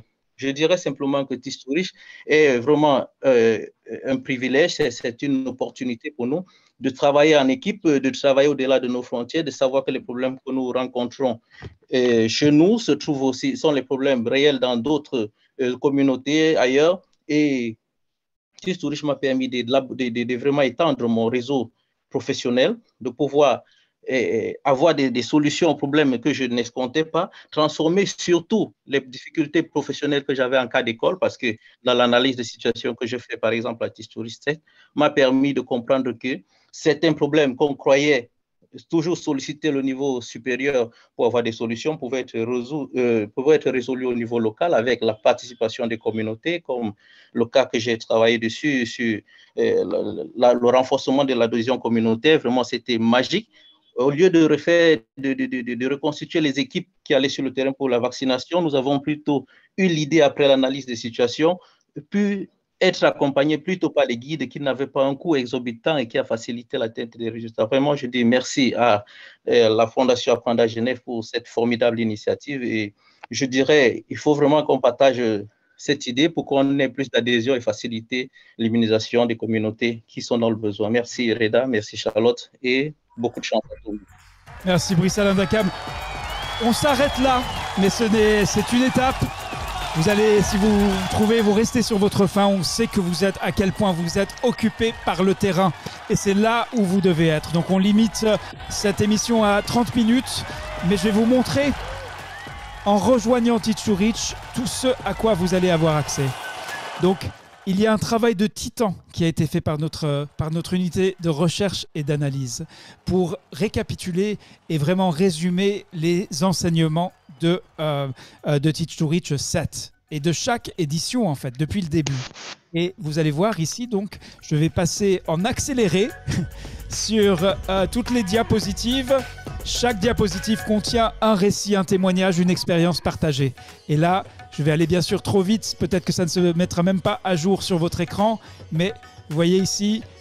Alors comment accéder à toutes ces expériences? Eh bien en rejoignant le centre de connaissances à l'action du mouvement pour la vaccination à l'horizon 2030, ou même encore plus simple, en vous inscrivant aujourd'hui, là tout de suite pour Teach to Reach 8, qui aura lieu le 3 mars. Donc là je vais vous montrer tout ça, je vais aller plus vite parce qu'il y en a beaucoup. Je crois que notre unité de recherche et d'analyse a préparé, Charlotte, c'est combien? C'est plus de 500 expériences partagées qui ont été sélectionnées sur un lot de 1000 qui dépassait les 1600.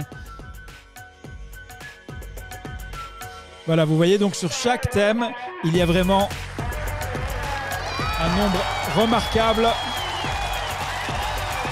d'expériences partagées et la synthèse de ces expériences est en cours pour partager avec vous un rapport synthétique et pour les membres du mouvement, pour les leaders du mouvement, des diapositives de manière à ce qu'ils puissent présenter les enseignements de Teach to Reach. Vous voyez donc, vous passez 3 heures personnellement, mais après vous tirez des enseignements de l'expérience des 14 134 personnes qui étaient présentes, fois 3 heures de temps. Cela fait beaucoup, une expérience très riche, comme vous le voyez ici. Je vais m'arrêter, je crois là, je suis à la diapositive 227. Vous aurez compris qu'il y a beaucoup de choses. Maintenant, je vais vous dire comment accéder à tout cela. Si vous êtes resté, si tout cela vous intéresse, eh bien vous vous rendez sur la page learning.foundation /Teach to Reach. Donc c'est un mot anglais, c'est enseigner pour atteindre. Ne repartez pas effrayé par la langue de Shakespeare. L'occasion de rencontrer, tisser votre réseau, partager votre expérience. Alors, c'est en fait plus de 48 000 personnes qui ont rejoint la plateforme vaccination de la Fondation Apprendre. Vous voyez, c'est le 3 mars. Ça commence le matin et c'est dans 67 jours, 20 heures, 55 minutes, 46 secondes. Comment faire pour y accéder? Eh bien, vous cliquez sur la pastille rouge, le gros bouton rouge comme ça. Vous mettez donc votre nom, votre email. Assurez-vous de bien ne pas faire de faute de frappe. Et après, vous suivez les instructions qui sont sur la page qui s'affiche. Vous allez recevoir d'abord une demande donc pour nous autoriser à vous envoyer du courriel. Et après, la confirmation de l'invitation proprement dit. Voilà, c'est aussi simple que ça. Je tiens à remercier vraiment du fond du cœur avec Charlotte les leaders du mouvement qui ont participé, qui nous ont rejoints en studio aujourd'hui. Et puis donc, si vous avez loupé le grand événement de lundi 12 décembre sur la couverture santé universelle, eh bien vous pouvez maintenant y accéder. Il n'y a aucun... l'événement est rediffusé toutes les 4 heures. Donc vous voyez qu'il y a une séance. Si vous vous intéressez à cette question de la couverture santé universelle, des soins de santé primaires en rapport avec la vaccination, eh bien il y a un grand événement auquel vous aurez un accès immédiat parce que c'est une rediffusion. Et surtout, le centre pour passer de la connaissance à l'action, qui est en fait pour synthétiser les savoirs locaux, les savoirs, l'expertise et l'expérience des acteurs du mouvement pour la vaccination. Là, le même système. Vous tapez votre nom, votre mail et vous allez avoir accès à tout cela. Voilà, c'est tout pour aujourd'hui, 16 décembre. Rendez-vous donc pour la phase 2 du mouvement qui démarrera au mois de janvier 2023 et surtout le 3 mars. Le grand lancement se fera à l'occasion de Teach to Reach 8, le 3 mars 2023. Voilà, merci pour votre participation, pour votre confiance. Toutes ces activités n'ont aucun sens si vous n'êtes pas là. Elles se font avec vous, par vous et pour vous, et elles ne sauraient se faire sans vous. J'espère que c'est clair.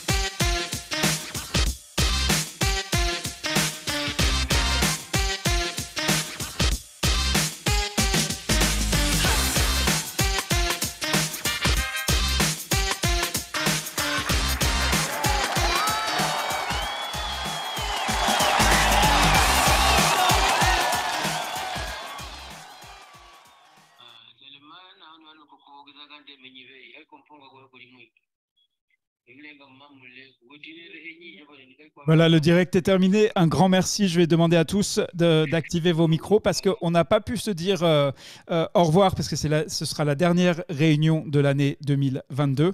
Et c'est quand même quelque chose. Attendez, je vais autoriser. Voilà. Bonjour, M. Reda. Bonjour à Charlotte et à tout le monde. Bonjour, Reda. Bonjour à tout le monde. Bonjour, Dr. Reda. Bonjour. Bonjour, Reda. Bonjour, Dr. Reda. Charlotte. Bonjour. Dr. Reda. Bonjour, Dr. Charlotte. Bonjour à la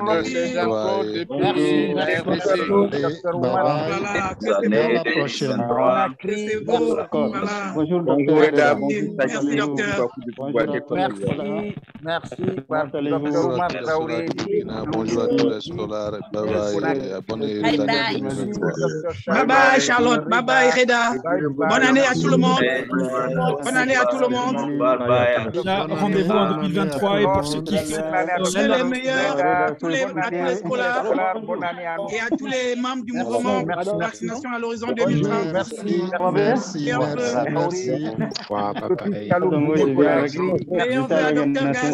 François Gas, Bonjour à tous les scolaires camerounais. Merci beaucoup. Bonne et heureuse année à tous. J'ai compris un peu tous les scolaires. chacun des Un petit coucou, un grand coucou à tous les scolaires. Continue d'attendre les pleurs, on devra avoir l'appel à l'action. Bonjour à tous. Merci beaucoup. Merci. Merci. Oui, au revoir à tout le monde. Au revoir. Au revoir. Au revoir.